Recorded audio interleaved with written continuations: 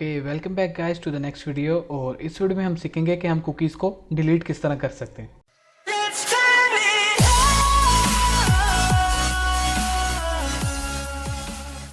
अच्छा, last video में हमने सीखा कि हम कुकीज़ को क्रिएट किस तरह कर सकते हैं और ये वीडियो बिल्कुल सिंपल है क्योंकि इसमें हमने कुकीज़ को जस्ट डिलीट करना है।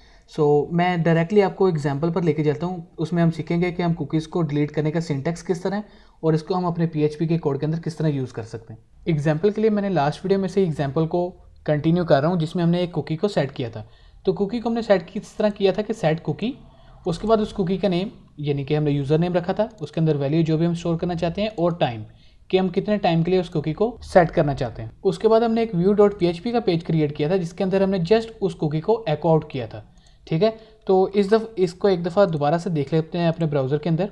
अगर मैं इंडेक्स पेज को लोड करूँ तो मेरी कुकी लोड हो चुकी है, मतलब सेट हो चुकी है। अगर view.php के अंदर जाऊँ तो रिकॉर्ड शो हो रहा है जो कि था रेहान, जस्ट हमने एक वर्ड उसके अंदर सेव करवाया था। तो हमने टाइम रखा था 10 सेकंड्स। जिस तरह मैं आपके साथ बात कर रहा हूँ टाइम गुजरता जा रहा है तो होपफुली 10 सेकंड्स हो गए होंगे।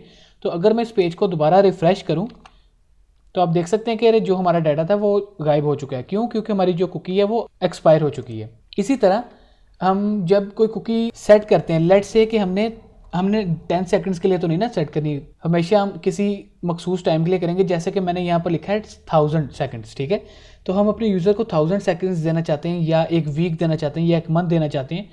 तो लेकिन हम कुकी सेट तो कर दी है अब हमने 1000 सेकंड्स के लिए, लेकिन लेट्स से कि हम इसे अनसेट भी करना चाहते हैं। तो अनसेट करने का तरीका क्या है, कुकी को डिलीट करने का तरीका क्या है?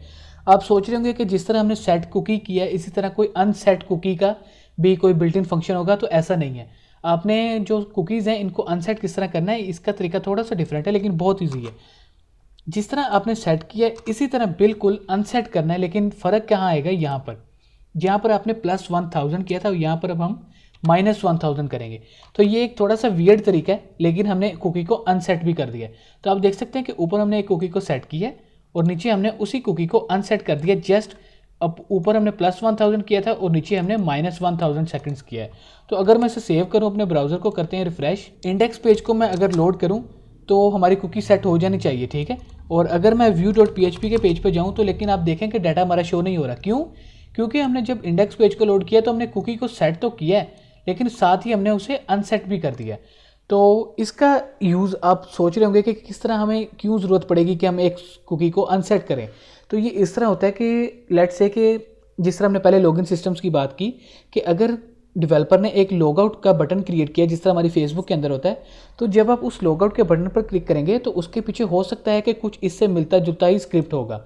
तो जिस पर आप लॉगआउट पर क्लिक करेंगे तो आपकी जो कुकी है वो अनसेट हो जाएगी, हालांकि आपने अभी 1000 सेकंड्स स्पेंड नहीं किए। ठीक है, तो ये इसका पर्पज़ है कुकी को अनसेट करने का। 1000 सेकंड्स के बाद तो वो ऑटोमेटिकली अनसेट हो ही जानी है।